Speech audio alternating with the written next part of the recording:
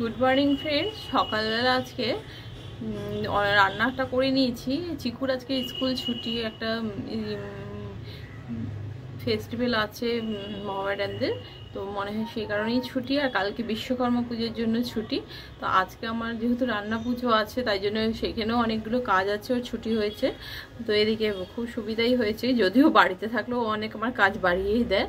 তো রান্নাটা সকালে হয়ে গেছে। হাজব্যান্ড এখানে বাসনগুলো একটু ধুয়ে রেখে গেছে। তো আর সকালে পুজোটা ওই জন্য দিতে পারিনি, ওদিকে দেরি হয়ে গেছে অফিসে যাওয়ার জন্য। তো আমি বললাম পুজোটা দিতে হবে না, আমি দিয়ে নেবো। আর এই বাসনগুলো পুজো দিয়ে ধুয়ে তুলে রাখবো, কারণ রাত্রেবেলা রান্না হবে, তখন আর এতগুলো বাসন ধুতে গেলে অনেকটা সময় লেগে যায়। কারণ আমি সন্ধ্যার পরে তখন আসি রান্না করতে, সেই কারণে তখন আর করবো না। এখন ধুয়ে ঢেকে রেখে দেবো, পরে বিকাল থেকে রান্নার কাজটা শুরু করব। এমনি বাজার হাটটা কালকেও করে রেখেছে, আজকেও টুকটাক কিছু এনেছে। আর বিকালে এসে মাছ আনবে, আর কি কি টুকটাক জিনিস বাকি রয়েছে সেগুলো আনবে। মোটামুটি আজকে এটা হয়েছে।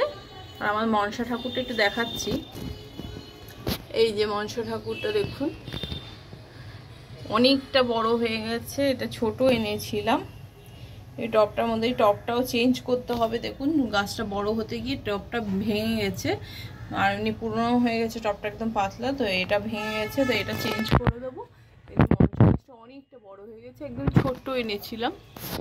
সেই মনে হয় যেন সেই বাচ্চারা যেরকম ছোটো ছোটো থাকতো বড় হয়ে যায়, সেরকমই মনে হয়। আর এটা এখানে যখন ফ্ল্যাটে এসেছিলাম তখন ওই শ্বশুরবাড়ি থেকে নিয়ে এসেছিলাম ছোট্ট গাছটা।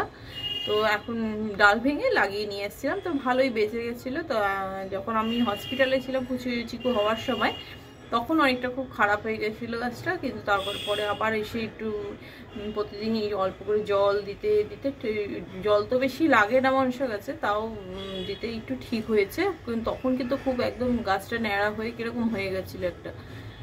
তো এখন আজকে একটু পুজোটা দিয়ে নিই, তারপরে এটা করব। আজকে ওয়েদারটা দেখুন, বৃষ্টি তো মানে থামবার নামই নিচ্ছে না, কদিন ধরেই যেন সেই টানাই বৃষ্টি চলছে। এটা এই বারান্দা থেকে দেখাচ্ছি। এখন সকালেও আজকে প্রচণ্ড বৃষ্টি হয়েছে, তারপরে হঠাৎ একটু থেমেছে। আর এই বাসনগুলো ধুয়ে রেখেছে, তারপরে আমি ভালো করে আরেকবার একটু ধুয়ে তুলে রাখবো, তাহলে বিকালবেলা পুজোটার কাজটা করতে সুবিধা হবে। আর এখানে সমস্ত বাজার আছে, বাজারগুলো পরে ধোবো।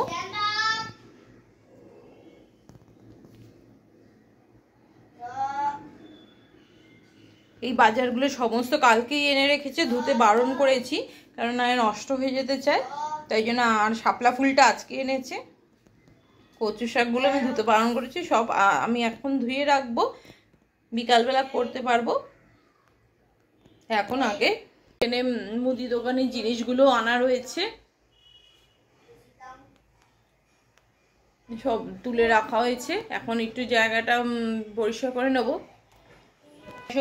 গ্যাস ওভেনটা একটু প্রবলেম করছিল, তো সকালবেলা লোক ডেকে একটু দেখিয়ে নেওয়া হয়েছে, কারণ নবটা খুলে পড়ে গেছিলো, স্প্রিং একটা নাট পাওয়া যাচ্ছিল না, যার জন্য লাগানো যাচ্ছিল না। তো লোক ডেকে ঠিক করিয়ে নেওয়া হয়েছে। তো এখন একটু সকালে পুজোটা দিয়ে নিচ্ছি। তো বন্ধুরা, দুপুরবেলা তো খাওয়া দাওয়া করে একটুখানি বসেছিলাম, একটু রেস্ট নিয়েছি। ঘুম তো আমার আসে না দুপুরে অত সহজে, তাই ঘুমানো তো হয়নি। চিকু ঘুমিয়েছিল, তারপরে আমি একটু টুকটাক কাচতে দিলাম ওয়াশিং মেশিনে, সেগুলো করে নিলাম। তারপরে এখন হচ্ছে পুজো দিতে যাব, তো তার আগে একটু স্নান করে নিতে হবে। পুজো দেওয়ার আগে তো একটু মাথাটা শ্যাম্পু দেবো, শ্যাম্পু দিয়ে স্নান করে তারপরে পুজো দিতে যাব। তাই এখন খেয়ে নিয়েছি রাত্রেরটা, আর কিছু খাবো না। আবার কালকে সকালে পুজো হওয়ার পরে তারপরেই খাবো। তো এটাই হচ্ছে পুজোর মোটামুটি এই নিয়মেই করি, যে এখন খেয়ে স্নান করে আসি আর তারপরে কিছু খাই না।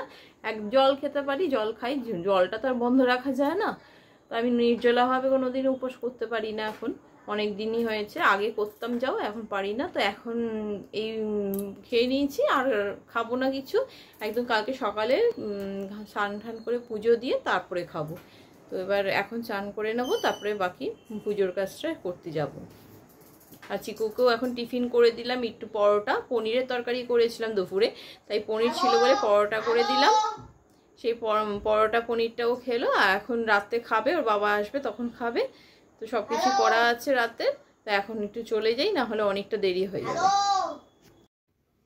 বন্ধুরা, চান করে এসেছি। নতুন যে শাড়িটা পরে আমি রান্না করি, সেই শাড়িটাও পরে নিয়েছি, একটু আলতা পরে নিচ্ছি। তারপরেই পুজোর কাজটা করতে চলে যাব। স্নান করার আগে একটু নখও কেটে নিয়েছি, নখ একটু কেটে নিতে হয়, তো সেই নখ কেটে এখন স্নান করে এসে এবার একটু আলতা পরেই যাচ্ছি পুজোর কাছে। বন্ধুরা রান্না পুজোটা শুরু করে দিয়েছি। তো এখানে আমি ঠাকুরের অন্নটা তৈরি করার পরে এখন একদিকে পায়েস বসিয়েছি, একদিকে ভাজাগুলো বসিয়ে দিয়েছি। তো হাজবেন্ড মাছটা অফিস থেকে এসে নিয়ে আসলো, শুধু নিয়ে আসলো না, মাছটা ধুয়ে পরিষ্কার করে নুন হলুদ মাখিয়ে রাখলো। এখন আগে এই ভাজাগুলো হবে, এদিকে পায়েসের দুধটা ফুটিয়ে একটু ঘন করে নেবো, তারপরে পায়েসের দুধটা হবে, তারপরে তো আর কচুর শাক হবে। এসে আমি সবজিগুলোকে আগে ধুয়ে নিয়েছি পরিষ্কার করে। কচু শাক হবে, ডাল শুকনো হবে, আর কুমড়ো আলু চক্কাটা হবে। তো সেটা তো আমাদের যেরকম নর্মাল হয় পুঁই শাকের তরকারি সেরকম না, এটা একটু অন্যরকম। অবশ্যই চেষ্টা করবো আপনাদের সাথে রেসিপিটা শেয়ার করার। আর এই যে একটা দুষ্টু এখানে বসে রয়েছে, শুধু বসে রয়েছে, ও বিরক্ত হচ্ছে। তো এবার কতটা এগোচ্ছে মাঝে মধ্যে আপনাদের সাথে আপডেট শেয়ার করছি। এই যে ভাজাগুলো করছি, এখন কাঁকরোলটা ভাজতে দিয়েছি, এদিকে পটলটা কাটছি, পটল ভাজার পটলটা খোসা ছাড়াচ্ছি, আর চিকু বসে বসে ওখানে ভিডিও করছে। বন্ধুরা এই 4টে বাজে, তো রান্না মোটামুটি এখন শেষ হলো। তারপরে এগুলো একটু গুছিয়ে ঢেকে রেখে তারপরে সে শঙ্খটা বাজাবো। এখানে কচুর শাক হয়েছে, ওখানে কুমড়ো আলু আর পুঁই শাকের যে তরকারিটা হয় সেটা হয়েছে, আর ভাজা হয়েছে ডাল শুকনো, মাছ ভাজা, চাটনি, মালপো আর ভাত, এই হয়েছে। এবার সেইগুলো সুন্দর করে সব কাপড়ের তলায় ঢেকে রাখতে হবে, আর কারণ বেশি টাইট করে রাখা যাবে না, তাতে খারাপ হয়। হালকা করে কাপড় দিয়ে ঢেকে রাখতে হয়। সেটা ঢেকে রেখে তারপরে শঙ্খটা বাজাবো, তারপরে কিছুক্ষণের জন্য একটু রেস্ট নিয়ে নেবো। আবার সকালবেলা পুজোর সময় দেখা হচ্ছে। তো বন্ধুরা কালকে ভোরের দিকে একটু 1-1.5 ঘন্টার মতো শুয়েছিলাম।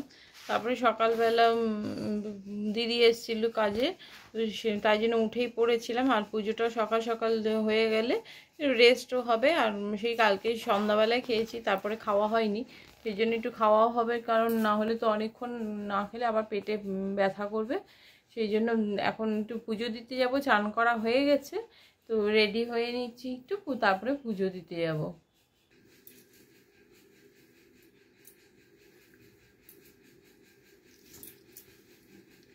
এই শাড়িটা আজকে পরেছি, এটা মায়ের শাড়ি, তো সেই জন্য ভাবলাম পরি একটু মায়ের শাড়িটা। মায়ের শাড়িটা এটা মাকে একবার নীল ষষ্ঠীর সময় দিয়েছিলাম, কারণ যখন থেকে চাকরি করতাম তখন থেকে মাকে একটা শাড়ি দেওয়ার চেষ্টা করতাম, কেন মা তো নীল ষষ্ঠীটা করেই আমাদের জন্য, তাই আমাদের ইচ্ছে করতো। যখন ছোট ছিলাম সেটা আলাদা ছিল, কিন্তু যখন থেকে বড় হয়েছি চেষ্টা করতাম দেওয়ার।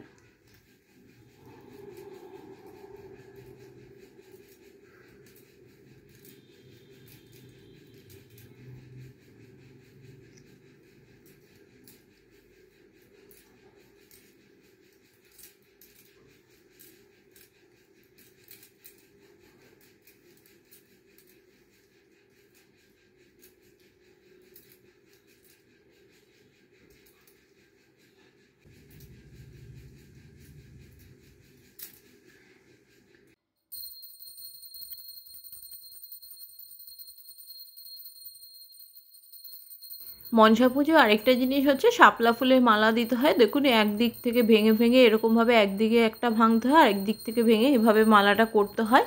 এই মালাটাই সমস্ত কিছুর মধ্যে দিয়ে দিতে হয়। মা মনসাকেও একটা মালা দিতে হয়। শাপলা ফুলের মালা হচ্ছে, যেহেতু মা মনসা জলের ধারেই থাকে, তাই জন্য এই শাপলা ফুলের মালাটা অবশ্যই দিতে হয়। তো সমস্ত হাঁড়ি যা যা রান্না হয় সবের মধ্যেই শাপলা ফুলের মালাটা দেওয়া হয়ে থাকে। এই রান্না পুজো সমস্ত কিছু ভাজা করা হয়েছে, ডাল শুকনো, আর যেটা পুঁই শাকের চচ্চড়িটা হয় সেটা করা হয়েছে। এই একটা প্লেটে ফল কেটে দিয়েছি ঠাকুরের উদ্দেশ্যে, আর এই সমস্ত যা যা করেছি রান্না একটা থালায় ঠাকুরকে সাজিয়ে দিয়েছি। এটা কচুর শাক হয়েছে, আর সাথে হয়েছে পায়েস, চিনির পায়েসই করেছি, আর সমস্ত ভাজা, মাছ ভাজা, আর ডাল শুকনো, কচুর শাক, আর এগুলোই হয়েছে চালতার চাটনি, আর ভাত করা হয়েছে, আর ওটা মা মনসার ভাত, সেই ওই হাঁড়ি কেউই ধরে না, আমি সবাইকে দিই। তো এই হচ্ছে মা মনসার গাছটা আমার আছে, সাজিয়েছি। আর ওখানে দুধ কলা দিয়েছি, মিষ্টি দিয়েছি। তো সব নিয়ে এই হয়েছে পুজো। বন্ধুরা, মনসা পুজোর ব্লগটা আজকে এখানেই শেষ করছি। তো আপনাদের কেমন লাগলো অবশ্যই কমেন্টস করে জানাবেন। তো আবার চলে আসবো নতুন একটা ব্লগ নিয়ে, নতুন একটা ভিডিওতে। তো সবাই সুস্থ থাকবেন, ভালো থাকবেন। তো এইভাবেই আজকের ব্লগটা এখানে শেষ করছি। সবাই সুস্থ থাকবেন, ভালো থাকবেন। আবার চলে আসবো নতুন একটা ব্লগ নিয়ে, নতুন একটা ভিডিওতে। তো বং বাঙালি ব্লগের সাথে অবশ্যই থাকবেন। নমস্কার।